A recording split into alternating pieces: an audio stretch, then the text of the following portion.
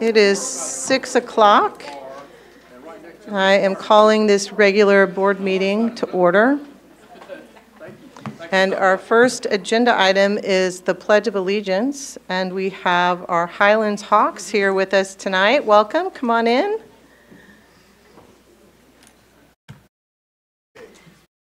All right, let's stand. Whenever you all are ready. Pledge allegiance to the flag of the United States of America and to the republic for which it stands, one nation, under God, indivisible, with liberty and justice for all. All right, welcome. Thank you for driving through the snow to come lead us in the pledge tonight. So as you come to the microphone there, the podium, introduce yourselves. And if you could tell me either your favorite class, subject area, and your favorite lunch item. Thank you. Curious minds want to know. Thank you for having us tonight. I'm Laura LaHue. I am the principal at Highlands Elementary, and I have members of our student council. We call them our Hawk Flock. And yes, these are the brave ones that came out tonight, and we wanted to still represent because this is a pretty cool experience. So I'll let you guys go ahead and introduce yourselves. Hi, my name is Kennedy Meredith. I'm in 6th grade. My favorite class is Math 6 because my teacher, Miss Esposette, makes it really fun by using the smartboard and so that we can see and understand the questions. Excellent, thanks. I'm Jillian Eckrich, and I'm in 6th grade, and my favorite class is probably ELA because I love to read and write. Excellent. My name is Sophia Holtschuh, and my favorite subject is ELA because it's always came easy to me, and I always enjoy doing it. Oh, great. Well, welcome. Thank you all so much for being here. It's our favorite part of the meeting, seriously.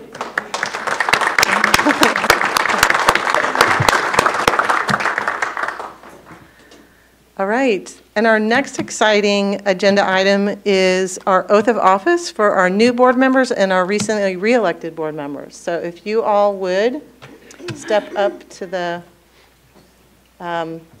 in front. Yeah, go around in front. And Shelley Trenholm, our board clerk. Let's go. Will swear you in.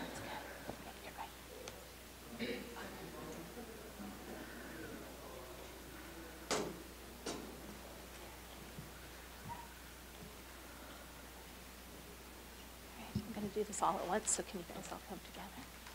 There we go. Okay, please raise your right hand and repeat after me.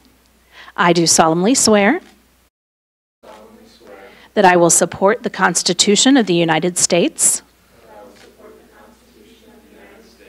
and the Constitution of the State of Kansas, and faithfully discharge the duties of USD 512. So help me God. Congratulations.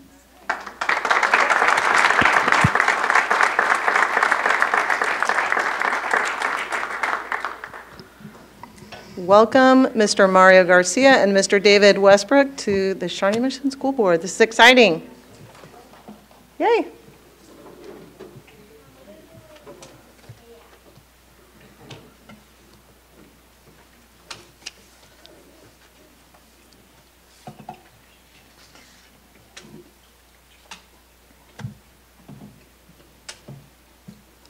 Okay, so item number 1.4 on our agenda is to adopt the agenda. So I'll seek a motion for that. So moved, Outley. All right, and a second? Second, Boyd Nerona. All right, all in favor say aye. Aye. Opposed? Motion carries 7-0. All right, our next agenda item is election of officers. And the organization of the Board of Education is part of state statute, and it is done annually on school boards across the state. School boards can determine when they will choose to do this. They need to either do it in July or some other designated time. This board has selected doing it in January to give maximum voice to the incoming newly elected board members. So we will hold our elections this evening, the first meeting of January. And we also have a process that we kind of agreed to in seeking nomination for leadership positions, and that is spelled out in our board manual, which we try to, that was adopted actually for the first time in 2019, I believe, or more recently, and we try to commit to reviewing that annually and updating as we see the need to add or adapt to our collective kind of rules of engagement. Tonight we are going to nominate positions for 5 leadership positions on the board. For those in which there is just one nominee, we'll take a voice vote. For those positions where there are more than one nominee, we have paper ballots in front of us. You'll mark the paper ballot, pass it down to Ms. Trenholm, and then she'll take it from there. Okay, so our first position for nomination is for president. I believe I was the only one nominated. I would be happy to serve again. And so with that, I would need a motion, and we'd go from there. So moved, Owsley. All right, do I have a second? Second, Westbrook. All right, all in favor say aye. Aye. Opposed? Motion carries 7-0. Our next position, oh. Somehow I've lost my set of nominations. There's an extra one somewhere, yeah. Are there 2 somewhere? We moved the chairs. Yeah, there's an extra set right here. That's yours. Okay, thanks. Thank you. Sorry about that. Okay, so our next position for nomination is for vice president, and again, we have 1 nomination. And Mary, that is, I'd like to take a moment before you proceed with vice president nomination, because there was actually more than 1 nomination, and I want to, for the sake of transparency out in the community, let folks know that I wrote the board over the weekend to formally remove myself from consideration for any leadership positions on the Board of Education. I had really hoped to use a leadership position to bring greater community engagement, transparency, inclusivity, and productive dialogue to this board and to our community. I believed then, as I do now, that I am qualified to serve in these capacities based on my prior 4 years of experience, my professional and educational expertise, and the South area's confidence in my leadership as demonstrated by my recent and overwhelming re-election to the board. During my first term on the board, I served as the board liaison to the Shawnee Mission Education Foundation, the SMAC PTA, the Policy Review Committee. I have participated in hiring a new superintendent, in passing a bond, and enduring a difficult union negotiation, and in navigating the challenges of the COVID pandemic. My professional expertise is in strategic planning, public policy research, project management, and meeting facilitation, and it would no doubt be useful as we embark upon transitions in this district, including the update of the strategic plan. These experiences have equipped me to understand the key issues and perspectives needed to lead this board effectively, and I continue to believe that my breadth and depth of knowledge are valuable to this community and to this board. While some might argue for consistency and stability in maintaining the current board president, leadership transitions actually demonstrate our ability to adapt as a board. It is highly unusual for an SMSD president to serve a 3rd consecutive term, concentrating power and diverging from a historical precedent that we've set. Rotating leadership on this board allows multiple perspectives and multiple feeder patterns to be represented in our leadership. Nonetheless, I decided to withdraw my name from consideration to avoid any unnecessary contention at the first meeting of our 2 new board members. I will continue serving our community and our students with integrity, kindness, and an open heart, as I have done for the prior 4 years. I believe there is so much room for this board to operate with greater engagement, transparency, and dialogue if it's something we want to do. I challenge our incoming leadership to make this a priority. Thank you. I appreciate you. Didn't mean to cut you off before by withdrawing your nomination. I assumed that's why I just indicated there was 1 nominee. So appreciate you taking that opportunity for clarification. Anyways, so that's, I would I just want to kind of reflect on that a moment, and maybe share some follow-up board comment. I would appreciate more dialogue and thinking about how we can really move forward, continuing to lean in and continuous improvement around communication and dialogue and community engagement. I think those are all critically valuable, and I would imagine we all share that. So I think that's a great conversation that we can have and continue to have. Okay, so that brings us to the vice president nominations, and I believe we have one nomination. There was a withdrawal, so we have one left on the table, and that is with Ms. April Boyd Nerona. And so if we could have a nomination or a motion for that. So moved, Owsley. All right, and a second? Second, Borgman. All right, all in favor say aye. Aye. Opposed? Motion carries 7-0. All right, congratulations, April. Okay, our next position is for SMAC PTA representative to the board, and we have one nominee for that as well, and that is Mr. Mario Garcia. Do I have a motion for that?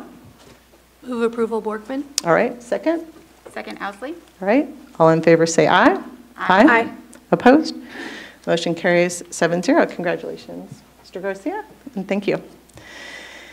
Okay, for our next position, KASB Board of Directors, there were multiple nominations, and so I'm going to begin with Ms.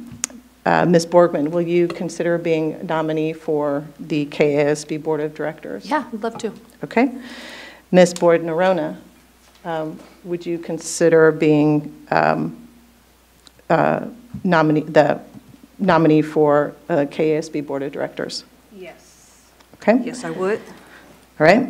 And so I will withdraw my nomination. I think that I had put my name in there myself in case there was no other ones interested. So I will withdraw myself, so you can take my name off. And then if you would mark your ballot, sign your name, and then pass it down to Ms. Trenholm.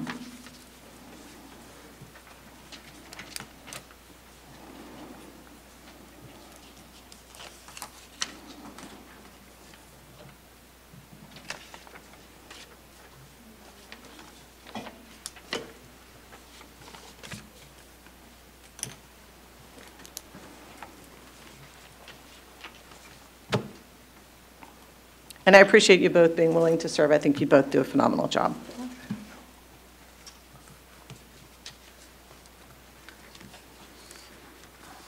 Can I ask a clarifying question? Sure.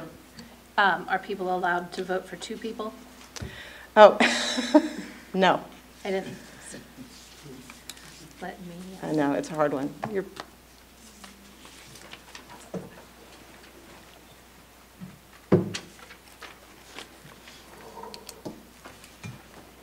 I think that speaks to that sentiment, right? All of the above? For all of the above. Yes. Right. All right. Mr. Garcia has voted for Ms. Borgman. Ms. Borgman has voted for Ms. Borgman. Ms. Hembry has voted for Ms. Borgman. Dr. Sinclair has voted for Ms. Borgman. Ms. Owsley has voted for Ms. Boyd Nerona. Mr. Westbrook has voted for Ms. Borgman, and Ms. Boyd Nerona has voted for Ms. Borgman. So we have. All right. Thank you both for putting your names up there. Appreciate it. So we have a 6-1. Jamie, thank you. Congratulations. All right. Our next position then is KASB nominating committee, and again we have two candidates who have been nominated for that, Ms. Borgman and Ms. Boyd Nerona. I'm happy, whatever you want to do, April. I just wanted to just share with you kind of what, I'm not sure, bottom line, it's one day in Topeka that you go and listen to the candidates for KSB board president. It's really informative. It's a neat, usually there's just one. But it's neat to really hear about kind of who they are and those kinds of things. I've done it for a couple of years. I'm happy to pass the baton to you if you'd like to do it. It is a Saturday, so just, but I'll totally leave it up to you as to whether you want to do it or not. All right. I will. Okay. So I will Great. withdraw my name. Okay. And we'll make it easy. Okay, thank you. We do still need to take a formal vote on that, so if I could have a Yep, move approval. All right, For second. April Boyd and Arona. second. Second, Hembry? All right, all in favor say aye. Aye. Opposed? Motion carries. 7-0, all right, great, thank you. And then our final position is KASB Legislative Committee, and we have one nominee, Ms. Owsley. Do I have a motion? Move approval. All right, Boardman. second. Second, Boyd and Arona. All right, all in favor say aye. Aye. Opposed? Motion carries 7-0. All right, fantastic. Thank you. Our officers have been elected. Thank you all for being willing to serve and share the responsibility, share the leadership. All right. Communication. This brings us to 3.0 on our agenda item, and this is the superintendent report. Dr. Hubbard. Yes, thank you. We're excited to start off with a special presentation this evening for two educators who have done outstanding work in the field of physical and health education. The Kansas Association for Health, Physical Education, Recreation, and Dance has honored two individuals from Shawnee Mission this year. The first honoree to highlight this evening is Lisa Morstadt, who was honored as Health Education Teacher of the Year. Lisa is a teacher at Shawnee Mission Northwest, has served the Shawnee Mission School District for 26 years with the majority of her work in health education. During her career, she has helped write advanced health curriculum, supported an adoption process of health curriculum resources, and has many strengths in engaging students in learning about health concerns and issues. Greg Lawrence, principal at Trailwood Elementary, is our second honoree. He is honored as Administrator of the Year. He was nominated by retired physical educator Kathy Zink, who noted he has always advocated to allow sufficient time for activity participation for all students. He was recognized for his positive leadership in the school building and for promoting all aspects of physical education, including advocating for recess and physical education to support an active lifestyle for all. I now invite Kathy Kokersberger, a retired Shawnee Mission educator and representative of the Kansas Association for Health, Physical Education, Recreation, and Dance Organization, to take a photo up front with our honorees. Congratulations on your amazing work for our students.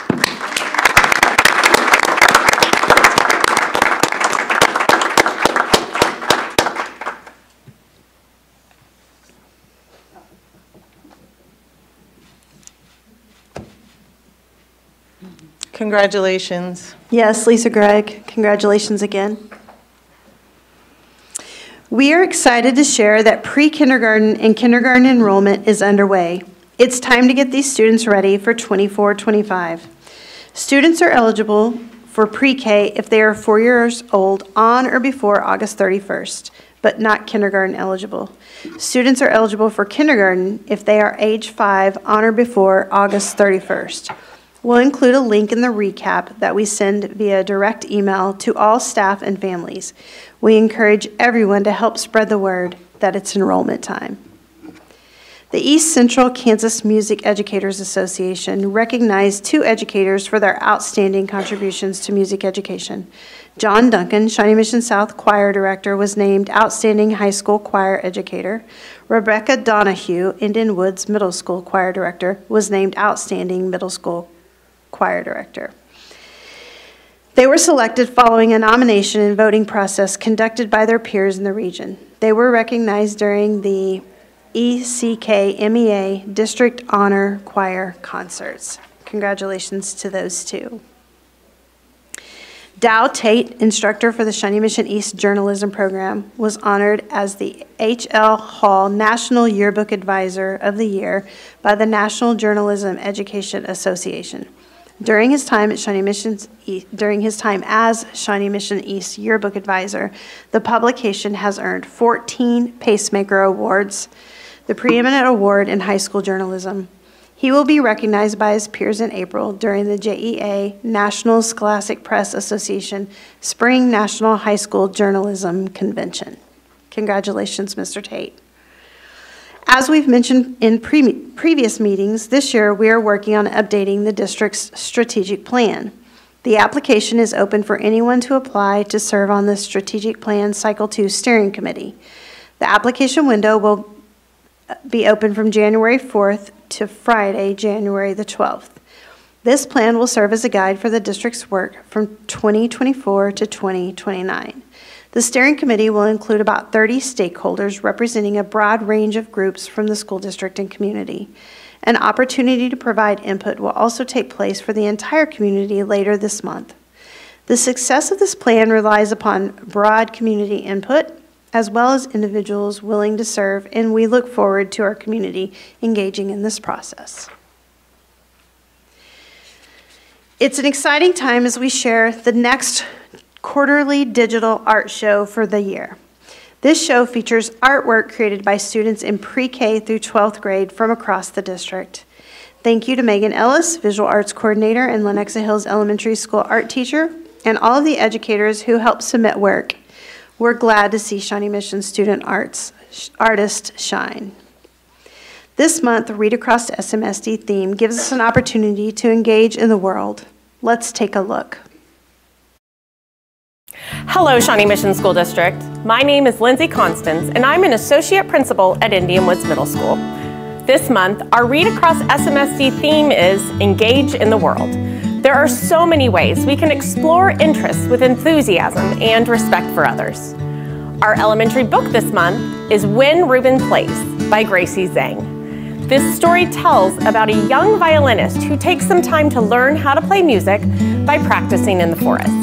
We all get to find out how this helps Reuben find his voice. I'm excited to be here with a group of Indian Woods Middle School musicians at the very school where I learned to play the saxophone as a student. One of our favorite ways to engage with the world is by playing music, just like Reuben. We all take music classes at school to help us learn how to become better musicians. We also practice our instruments by ourselves outside of school. We play scales and parts of our music so we can get better. It's a lot of fun when we get to play together and when we're ready, share a concert.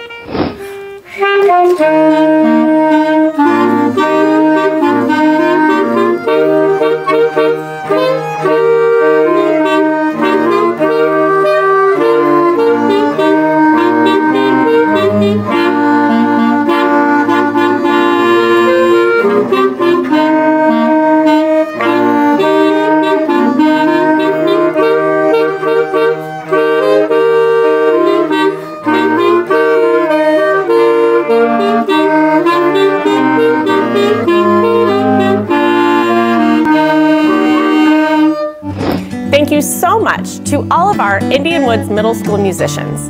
An extra special thanks to music instructors Megan Holscher and Adam Kita. I hope everyone gets a chance this month to start a new hobby or dedicate themselves to a passion they really enjoy.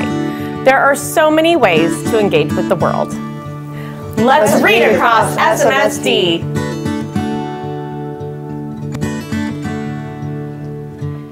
Thanks again to everyone at Indian Woods Middle School. We also thank NEA Shawnee Mission for their ongoing partnership and for the Shawnee Mission Education Foundation for providing Read Across SMSD books to all of the Shawnee Mission students. We're glad to welcome our new board members tonight and to all who are returning as well. It's just in time for January's Board of Education Appreciation Month. This is a chance for all of us to thank these individuals for all they do to help Shawnee Mission students shine.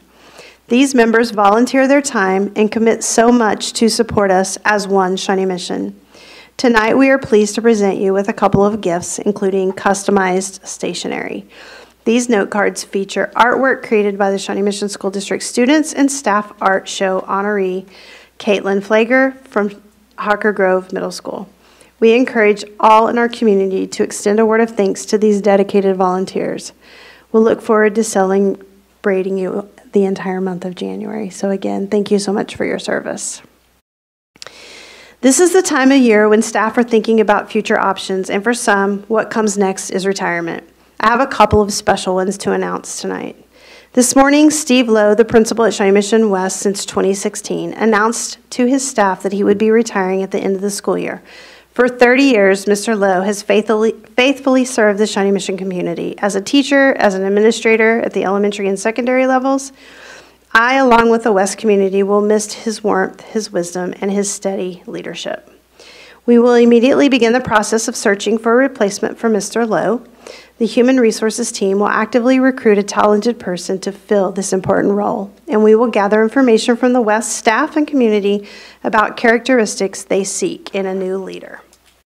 And this morning, a message went out to staff in the district informing them that Dr. Joe Gilhouse, a man who has served as a colleague, mentor, and friend,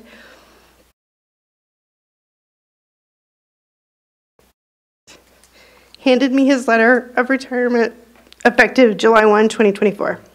I want you to know there are very few people who have given more to the Shawnee Mission community than Joe Gilhouse. This district has literally been his life as a student, a teacher, a building, a central office administrator, and finally, the deputy superintendent. For 33 years, Joe has given everything to Shawnee Mission. No burden has been too heavy to bear, no task too small to take on. Whatever he's needed to get done, Joe makes it happen. The time has come for Joe to move on to the next stage of his life.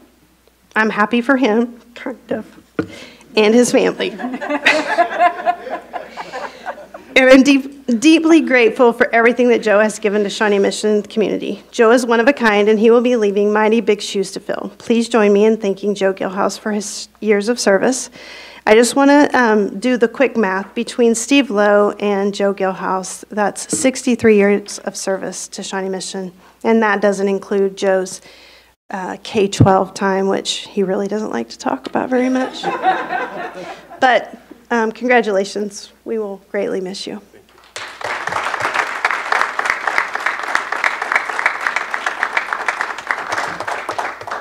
I promised myself not to be emotional. I failed, but that concludes my report. All right.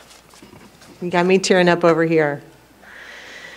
Well, this brings us to 4.0 on our agenda, discussion items. We have a strategic plan update from semester 1. So, Dr. Hubbard, I'm going to put it back to you. Yeah, so quickly, as we mentioned, we're excited about cycle 2, but that we are still working on cycle 1, and we have a semester 1 update. Unfortunately, Dr. Neal is under the weather, so she won't be joining us. So, Dr. Stubblefield's going to pinch hit for Dr. Neal. That's right, you got me instead. First of all, it's an honor to be able to provide you with this update for Mr. Westbrook and Mr. Garcia. I get to be your first presentation. I only have about 98 slides, so it's going to go pretty quick. So buckle in.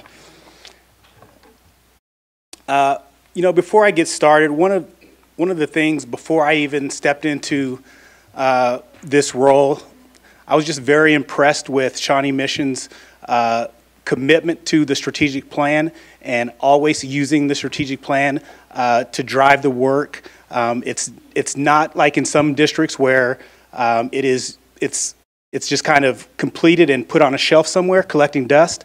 It really is a living, breathing document, and for that I'm thankful and I'm glad that I am a part of this work. So this report contains was completed by teams during the first semester of 2023-2024 and a look ahead for next steps. Those action teams actually gave Dr. Neal some of these updates that she put together, and so definitely want to thank all of those involved with providing these updates. One of the things that I really like as well is when we provide a district update, whenever someone is presenting, the work is one of the very first slides. The work of what came out of the strategic plan is one of the very first slides. And that always gives me great pride that we always are thinking about our strategic plan whenever we are presenting. So throughout this presentation, you're going to see this mission, where we have You're going to see inclusive culture, you're going to see an engaged community, and you're going to see robust opportunities that challenge learners to achieve their full potential. So strategy 1 is teaching and learning. And just some of the highlights from strategy 1 include our business education liaison, Ms. Laura Harsh, who is actively engaging and seeking new partnerships to provide real-world learning opportunities for students. We have curriculum cadres that continue to meet and adjust curricular maps on a regular basis. Those curriculum coordinators that work here in the district not only work directly with teachers, but they also provide regular sessions with building administrators to help support quality instruction and implementation of research-based instructional strategies. And those curriculum coordinators work directly with our principals on those Wednesday mornings with our A-team. If we're looking ahead with strategy 1, we're going to be expanding access to real-world learning opportunities and focus in on meeting the requirements for students to obtain that post-secondary asset prior to graduation. If you look at the Gantt chart for our updated progress, one of the things that you'll see from this school year for strategy 1 is that those things are either in the ongoing category or in progress. All right, moving into strategy 2, which is culture. Some of those highlights are the Shawnee Mission School District's contractual work with Corwin and Deep Equity has ended and at the conclusion of the 22-23 school year. Now our diversity, equity, and inclusion and belonging training and professional development has continued under the guidance of our new coordinator of DEIB, Ms. Caitlin Shulman. And she continues to work directly with our staff with all things related to DEIB. And she comes to our A-team meetings, and she also presents to our admin team. We continue to utilize the Panorama Social Emotional Learning Survey to assess mental health and well-being of those students whose families agree to and complete the consent process.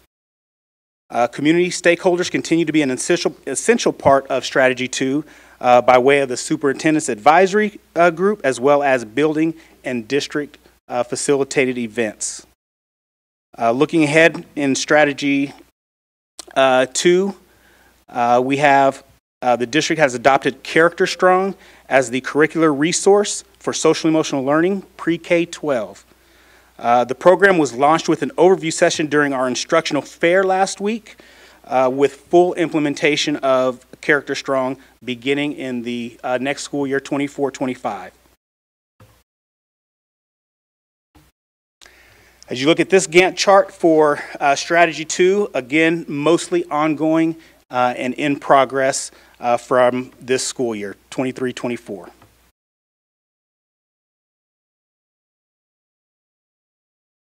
Strategy 3 is quality educators.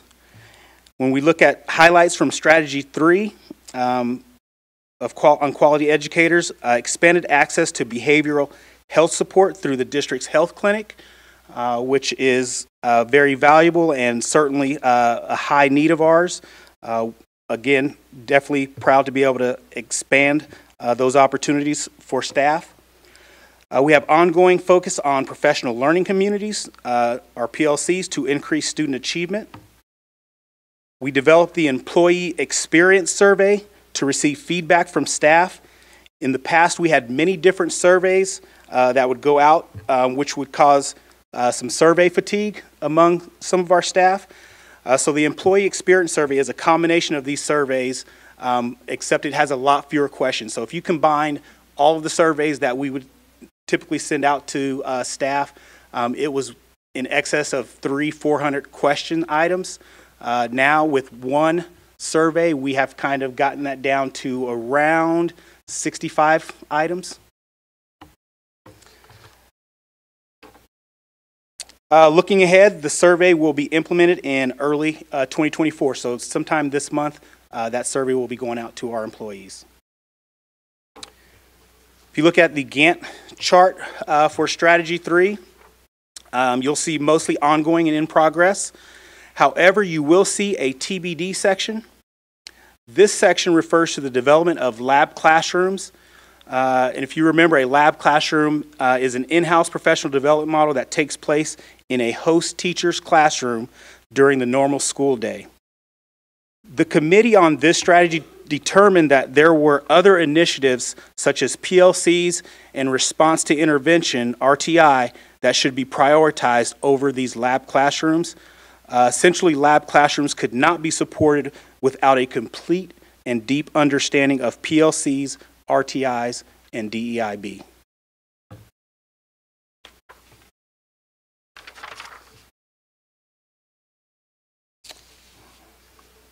All right, Strategy 4, systems.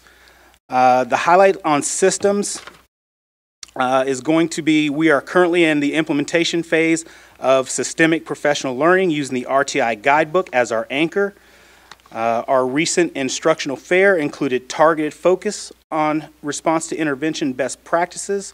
We brought in several outside speakers, including speakers from Solution Tree, that have provided some of this intervention, and also as a what we use our guidebook, our RTI guidebook was developed through Solution Tree, as well as our team internally. Interventionists in our schools continue supporting students and engage in quarterly professional learning over Tier 3 student interventions. And when you look ahead for Strategy 4, we're going to implement Character Strong, which is our newly adopted social emotional learning resource. We had Character Strong at our RTI, or excuse me, at our instructional fair last week. That started some overview of what that work is going to look like and entail. If you look at the Gantt chart for Strategy 4, this year, Strategy 4 has had some completed items as well as ongoing and in progress.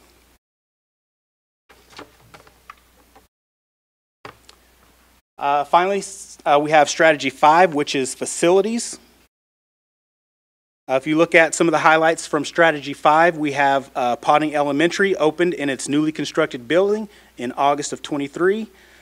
John Deemer Elementary achieved LEED Silver certification. Tomahawk Elementary has relocated temporarily to Indian Creek, and construction on the new Tomahawk will begin this month. I think we're going to demolition the old Tomahawk, and then soon after begin construction on new Tomahawk. Renovations at several sites are completed or substantially completed. And when we look ahead to Strategy 5, Rushton Elementary construction should be completed to welcome students in August of '24, the beginning of next school year. Construction to begin on the new Tomahawk Elementary, and renovation projects at Indian Hills and Shawnee Mission West will begin summer of '24. If we look at the Gantt chart for Strategy 5, they are all ongoing for the 23-24 school year.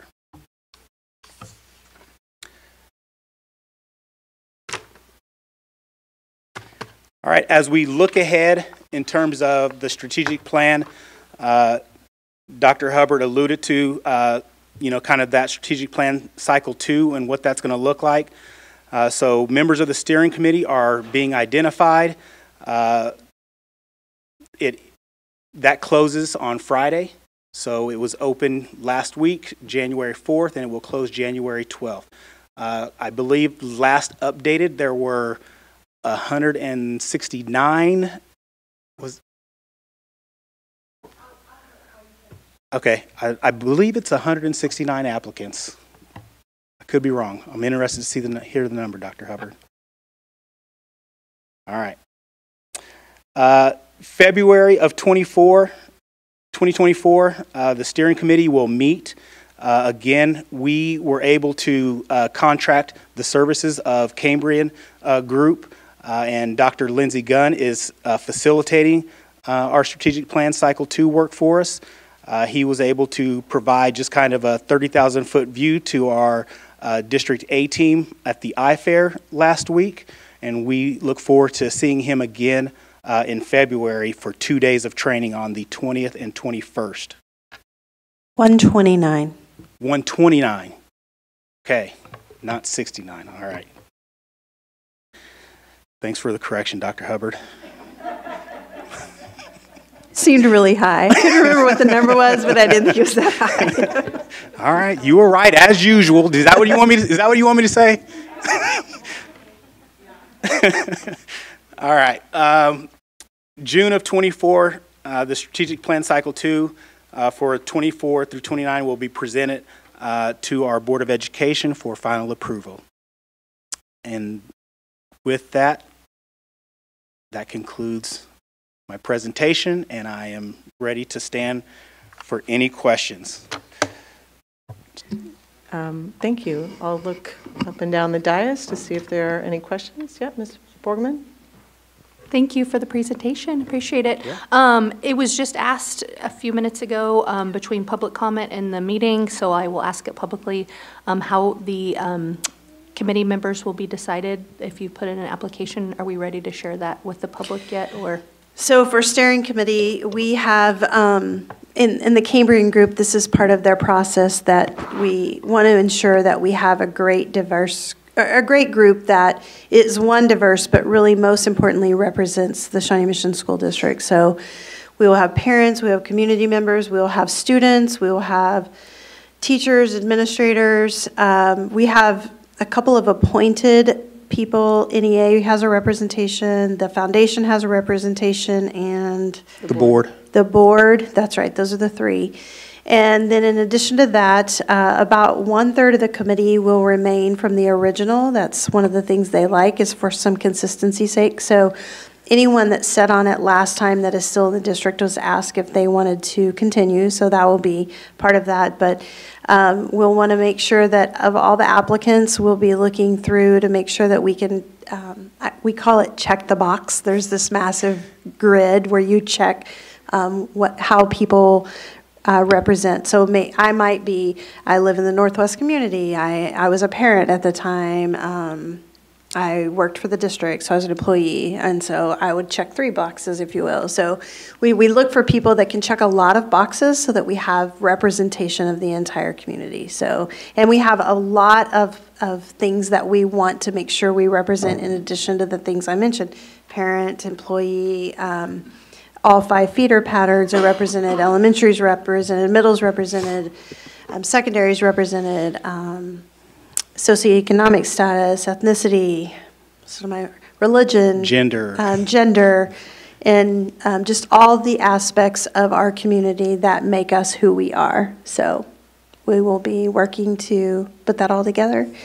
And then, so that's the steering committee. When we get to the action teams, it's a little bit different. We will be appointing some of those just because we need some experts in the room. We need some staff member that are going to have to execute this plan to understand what the thinking and hear the conversation of the group. And then the other 2/3 of that group will be, people will be able to sign up. So like in this case, once we knew what the 5 action teams were, we put that out. We'll be doing that again. We'll have between 4 and 6 strategies. So those action teams will go out and will say, these are the, let's say 5, I'll use 5 again. These are the 5 that we're going to have. And then I believe on that sign up, you can give a first, second, and third choice, maybe just 2 choices, but you get some choice into which action team that you wanted to be part of.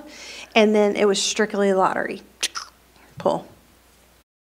So thank you. Follow-up question to that. If your name is not pulled in a lottery or you're not selected because of the box, and checking and all the things, are you shut out of the process in terms of providing a voice in terms of how our district is, the next 5 years? So that's a great question. And 2 things. There's a thought exchange that will be going out here pretty quickly End of January, 1st of February? This month, January. This month, okay, in January. So a thought exchange will go out. We definitely will be promoting that and hope that everybody will, that's a voice, I mean, that's an opportunity for a voice for anybody in the school district and the community. So we're hopeful we'll get great. And last year, or the last cycle, I believe we had over 20,000 people, not necessarily people, thoughts that were contributed to the thought exchange. So we're really hoping for the same this time. And then in addition to that, we will be giving updates, and the timeline is published on the webpage at board meetings between now and June. And so obviously public comment is another opportunity where people could voice. Can I add 2 follow-up questions just because we're talking about, if that's all right, if I could jump in, because we're talking about this process. If you're a non-parent, I would imagine emails would go out to parents and students and staff to join in Thought Exchange. If you're not a parent or student of the district or staff, then I would imagine that how you would access Thought Exchange or know about it would be on the website, would be, what are some multiple, social media, we'll push it through social media. Right. And then additionally, I would think, I would need to look at the timeline, but we might be able to put it in a board recap as well, depending on the timing on whether it's live when one goes out, maybe January. I don't remember when it goes out, I'm sorry. If anyone can look at that. But we'll push it in as many ways as we possibly can. Okay. And then if you apply to be part of, thank you for that.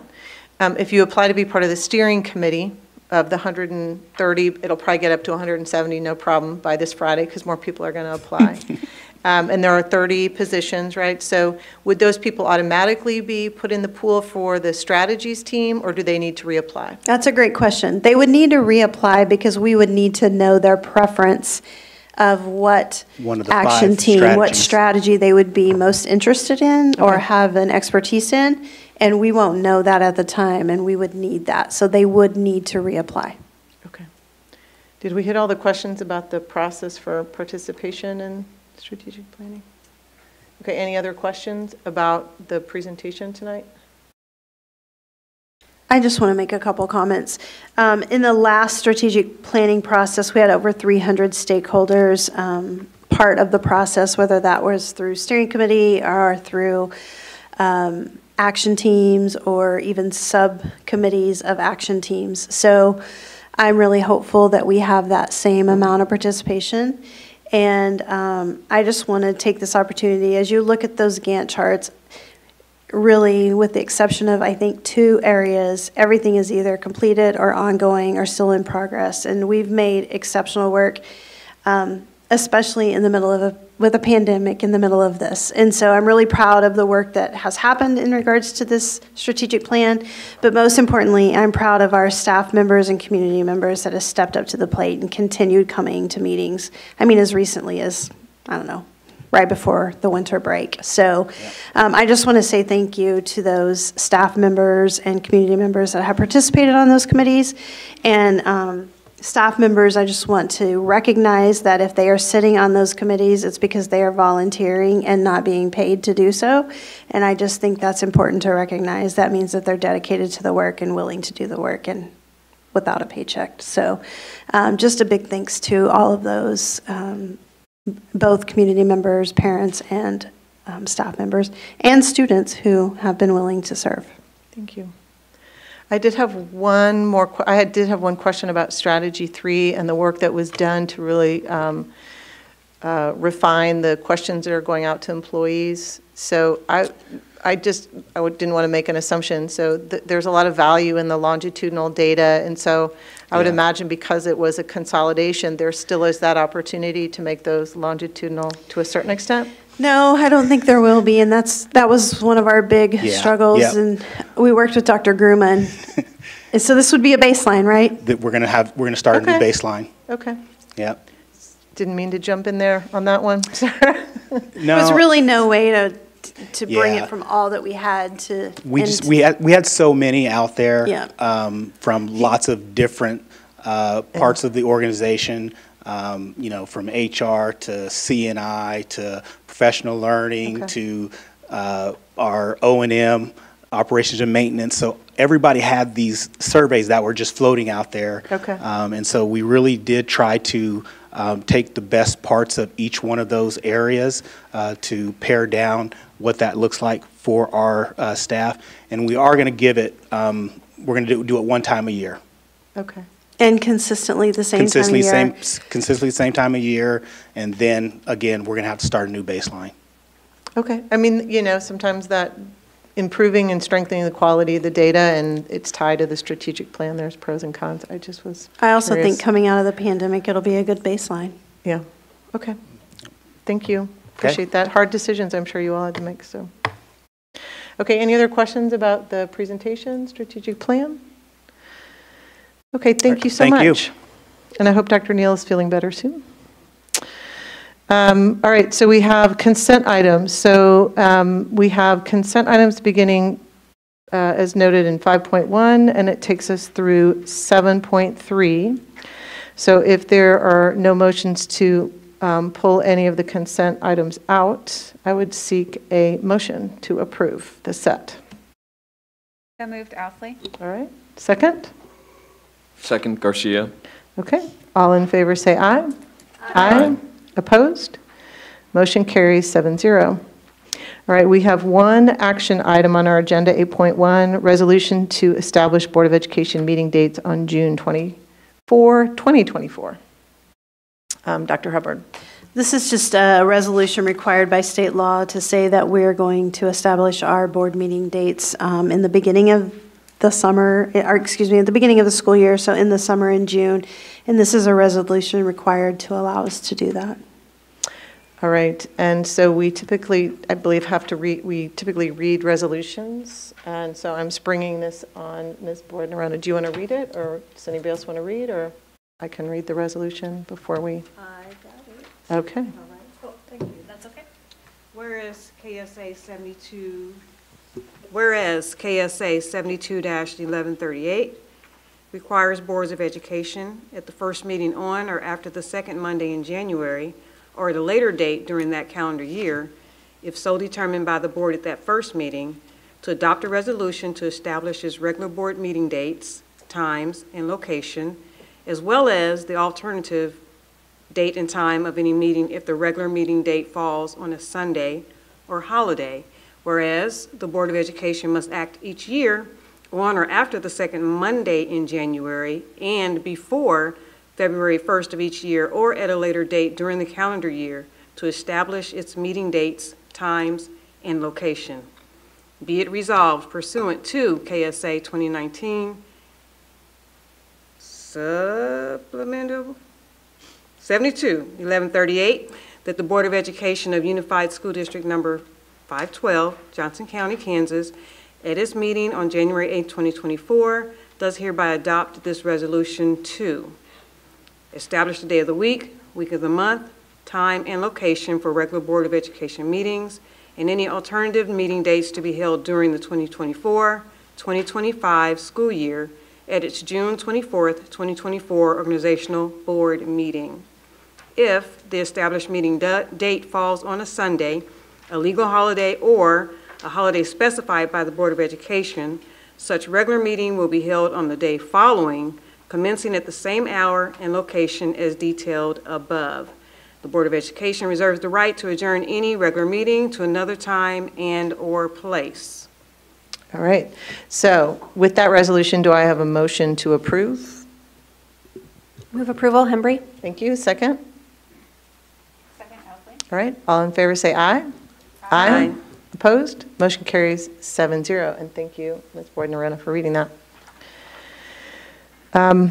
Okay, 9.1, so this is, we're towards the end of our meeting here, and we have board comments, and I did not give opportunity for our two new board members to, if you have anything you'd like to share or say, we welcome you, and so I will look to Mr. Westbrook first to see if you would like to share any comments at this time. Well, I would. Let's see, am I on there? I really consider it a privilege to serve on the school board, and it is monumentally important to me that our school district reflect what our community needs and also reflect what our kids need. And that's always a constant tension because planning for the future that we haven't yet experienced is a high order, a tall order, and our strategic plan, I think, is going to address that issue. I was very impressed Friday when I attended the strategic planning session, the consultant who led that conversation, which I was very encouraged by and inspired by. And I'm very inspired by the privilege of working with these fine school board members. I came here as a young person, very familiar with this neighborhood. When I had lots of eyesight and no insight, I rode my bike to this property, which was then a junior high school that I would eventually attend. And I grew up in a neighborhood not far from here. So it's a very sentimental moment for me to come here, not just as a constituent, not just as a taxpayer, not just as a former student or graduate, but also now as a school board member. I think this is really important work. I'm humbled by the opportunity to contribute to it, humbled by working with such fine leaders as those who are assembled here on this dais. And I'm just hopeful that as we work together to develop that strategic plan, that we will continue to do the messy work of involving the community and listening carefully and being patient as we build consensus and get the kind of commitment that has always led to a great school system. So thank you for the opportunity to serve with you, and please know that I will always consider it a privilege, and 4 years from now, probably just my enthusiasm for this opportunity will have grown. Thank you. And again, welcome. Mr. Garcia. Yes, thank you. Hard to follow up. That's always for sure. Yeah, I want to express my deep gratitude for the community members, supporters, volunteers, everybody involved in the campaign to get me to the seat now. I'm very grateful to my family, close friends, and mentors for their support through that time. It was during my time in Shawnee Mission that I recognized the importance of leadership and the significance of community service. And it was my time in the district that I was encouraged to pursue that, all the way up to this point, and I'm sure in the future. So I'm grateful. I always say I've stood on the shoulders of giants for a while. I'm grateful for them, but so many of them were our students, our employees, our teachers, our principals, and everybody in between, community members. So Shawnee Mission has a significant place in my heart, and I look forward to serving in this capacity alongside you all for the folks in the community and beyond, and looking forward to a great 4 years to come. So I'm just glad to be here. Thank you. Excellent. Welcome. Does anyone else have board comments they want to share? Okay. Ms. Ousley? I want to say thank you and welcome both to our returning board members and our new board members. It's a pleasure to serve with you. And I also wanted to say thank you to members of our community for their advocacy regarding special education. Last week, there was a special education task force hearing in Topeka, and I was just a member of the audience, but as a member of the audience, I was able to witness our Director of Special Education provide testimony. Dr. Sinclair was there and provided testimony in her capacity with statewide PTA. On the dais of that task force was a local superintendent, not ours, but another Johnson County superintendent from Olathe. He did a great job, and also a Shawnee Mission parent who is our State Board of Education President, Melanie Haas, who was elected chair. And I know that many local educators and parents provided written testimony to the committee prior to the meeting, and that it is a tribute to their efforts that the task force was held at all, because the initial person who was appointed with the ability to call the meeting was not going to call the meeting. And the recommendation from that committee was that the legislature implement a proposal from the State Board of Education that they proposed last year to fully fund special education in our state at the statutory requirement of 92% over a 4-year period of time. Now, it's a recommendation. Whether the legislature follows it is entirely up to them. But the community really came out in support, and it is a privilege to advocate alongside the educators, leaders, and parents of this district for our students utilizing our special education services, including our gifted kids. So I just want to tip my hat to the advocates here, because but for their work, I don't think the task force would have met, despite the fact that they're required to by statute. And but for the parents who are advocating in Shawnee Mission specifically, including Chairwoman Haas, I don't know that we would have gotten the recommendation that we did for the full funding under the law. So we don't always get to say something good happened in Topeka. That was a win. And so in light of that, I wanted to just say thank you to all of those who helped make that happen, because you did an excellent job. So thank you. That was a good afternoon. It was a good afternoon. Yeah. Anyone else? I was just going to briefly say welcome to Mario and David.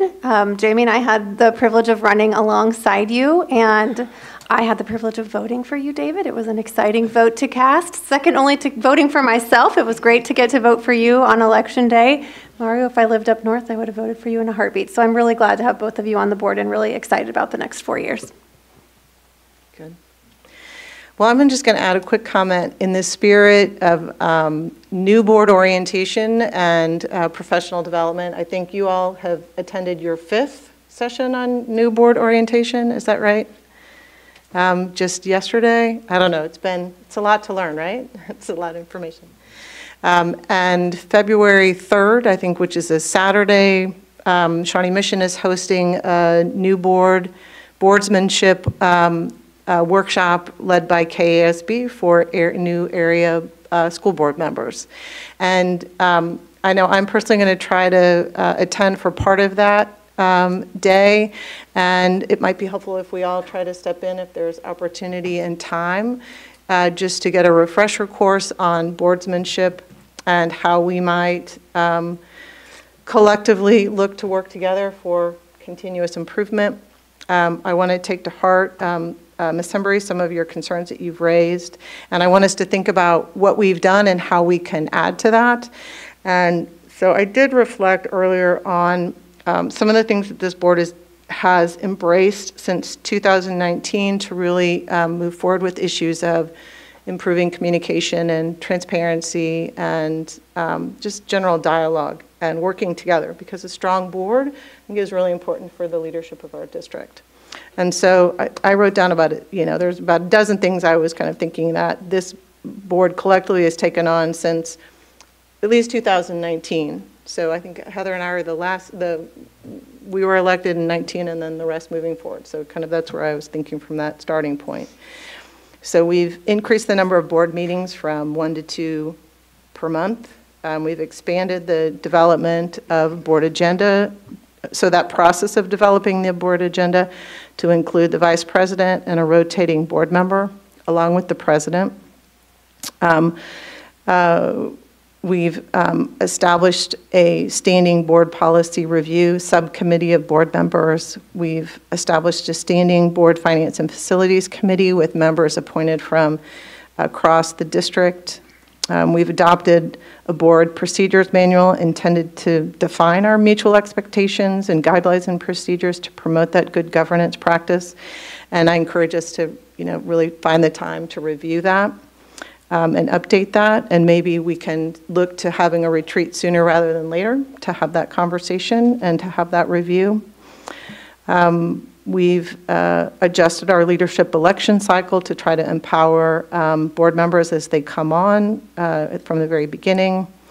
We've established a very explicit board nomination process. Board members have empowered community members to shape the district mission, vision, and priorities through our strategic planning process. So that community-driven strategic planning process was new, starting in 2019, and I feel good about continuing that community-driven process in cycle 2. And so there are a number of other things, and we can continue that conversation. But I think it's important to point out that I think this group collectively has taken some steps, and I think there's always room for improvement. So I welcome that conversation. With that, I think that concludes. Oh, yes, please, Ms. Bordoretta. Comments? Yeah. Just want to invite those that are free on January 16th at 10 a.m. for I think it's the first one, Shawnee Mission West Culture Fest, to join us there at Shawnee Mission West starting at 10 on January 16th. Everyone is invited. Thank you. Hope so. Yeah. All right. And congratulations to you, April, for serving as vice president. Thank you. Look forward to working with you. Can I make a last minute comment? Absolutely. Quickly, Dr. Gilhouse, I know we haven't known each other super long, but I want to say thank you for your service. On the campaign trail, I would always end some of my speeches with, I'm just a North kid, though, and you are too, and I appreciate that as a community member, and all your service to students like us from when we were in our time and students today, so I really appreciate your leadership, and I hope you have a great time after this. Thank you, I appreciate that. Just kind of. Yeah, I think that, right? I think I would like to add to that, thank you for your years of service and leadership and levity that you bring to, I think, your colleagues. I don't think we always get to see that on the board side, but we here, there might be a little joke or two every now and then. Jamie. Yeah, I just want to echo congratulations, Dr. Gilhouse. So thankful for all you've done. I mean, if you can make Dr. Hubbard tear up from the dais, I mean, that's saying something. So well done. I think those were tears of joy. And I also just wanted to make a comment about, you know, the leadership decisions and discussions, and just thank you for, you know, speaking your truth, and for, there's the famous quote from Ruth Bader Ginsburg, you know, speak your truths even if your voice shakes, or something similar along those lines. And so I just thank everyone for their bravery, and this is not easy, and the fact that we have an entire dais of people that could easily fill the shoes of president and do a phenomenal job, I think says a lot about our district and the voters and the people who have put their trust and faith in us. And I really so happy that Mario and David are part of our board. You're just phenomenal assets. The thing that I really love about our board is that we may not always see eye to eye, but our North Star is always kids. And so I think at the end of the day, like, that is what just makes me have so much respect for this board. And so, you know, I just ask that we all continue to just keep that North Star to kids. And, you know, we may not see the path exactly the same, and that's okay. Diversity of thought and opinion is important. So anyway, thank you. Yeah, thank you. Okay. All right, so our last item here is approval of executive session for personnel issues. And I will look to Ms. Board Nerona. It is 7:07, so it would be 7:37 when I think we would. Can we take a little break? Yes, so let's make it 5 minutes. So, yeah, 7:05. Yeah. I move that we go into executive session to discuss personnel issues pursuant to the non-elected personnel exception under COMA, and the board will convene in the boardroom at 7:45 p.m. I invite Dr. Hubbard to join us. Okay, and so I need a second. Second, Boardman. All right, all in favor say aye. Aye. Aye. Opposed? Motion carries, and this will conclude the work of the board, so we will not reconvene, so the regularly scheduled board meeting is adjourned.